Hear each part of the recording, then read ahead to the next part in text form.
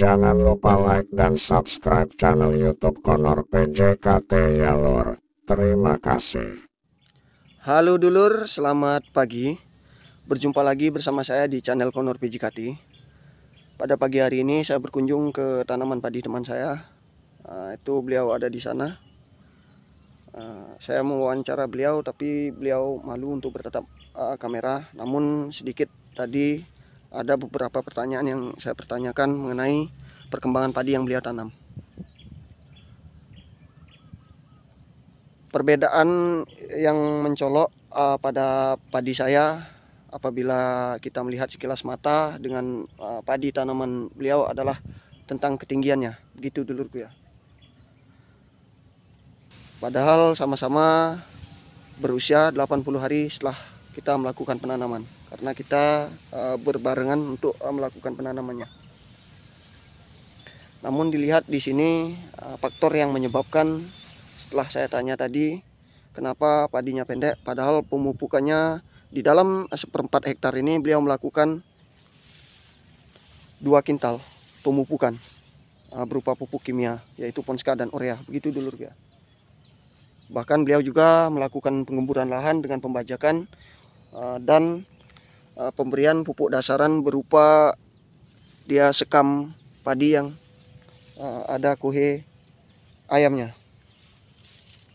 Kenapa padi beliau itu pendek? Bahkan untuk perkembangannya kurang begitu maksimal. Pertama, kesalahan yang beliau lakukan berdasarkan apa yang dituturkan oleh beliau adalah beliau melakukan penyemprotan dengan menggunakan herbisida purna tumbuh dan pratumbuh, yaitu pembeku berupa Sumimek. Sebelum tanam benih padi, beliau menyemprotkan Sumimek setelah pembajakan. Yang diharapkan beliau adalah agar pertumbuhan gulma itu tidak signifikan. Namun pada faktanya juga gulma itu banyak yang tumbuh, apalagi sejenis lulangan seperti ini. Gitu dulur ya. Kalau kita mengamati di sini, ya rata-rata padinya 2 jengkalan lah dari ujung pangkal bawah sampai ujung daripada pucuk daun ini.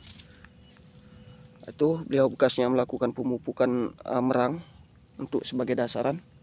Ditambah lagi pada saat padi menginjak umur 15 hari setelah tanam, beliau juga melakukan penyemprotan dengan Nugras dan Sirendi. Ini bekasnya. Itu kesalahan yang pertama beliau lakukan. Begitu dulurku ya. Padahal beliau juga melakukan penyemprotan dengan menggunakan pupuk semprot atau pupuk daun. Nah, di sini boleh kita amati padi beliau itu pendek. Begitu dulur ya. Pertumbuhannya kurang maksimal.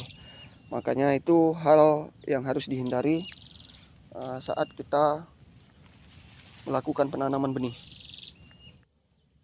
Ini termasuk padi mapan P05 yang memang ditanam di dataran tinggi atau di darat. Begitu dulur ya.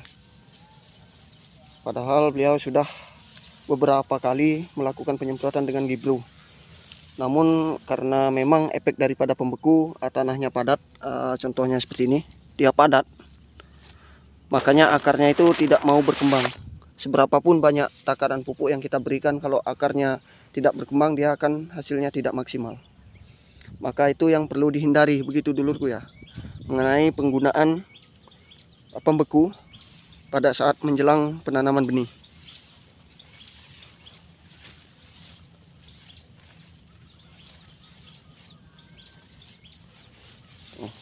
Padahal beliau juga menggunakan sekam, namun tanahnya ini keras. Pembajakan dilakukan sudah 2 kali, karena efek pembeku Sumimek ini cukup membahayakan bagi tanaman, karena membuat tanaman tersebut dia stagnan.